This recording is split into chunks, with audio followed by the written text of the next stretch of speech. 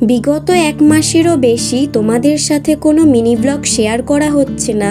এখনকার পরিস্থিতি আর পার্সোনালি কিছু বিষয়ের জন্য মিনি ব্লগ শেয়ার করতে পারছি না ঠিকই, কিন্তু ভিডিও করা ছাড়িনি, একে একে সব মিনি ব্লগ শেয়ার করব।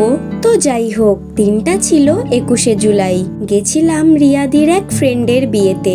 বিয়ের লগ্ন যেহেতু তাড়াতাড়ি ছিল, তাই অর্ধেক বিয়ে দেখে এখন চলে এসেছি ফুচকা খেতে। তারপর খেয়ে নিয়েছি চিকেন পাকোড়া, আর এইদিকে পুকুশও কিন্তু একটু একটু চিকেন পাকোড়া খাচ্ছে।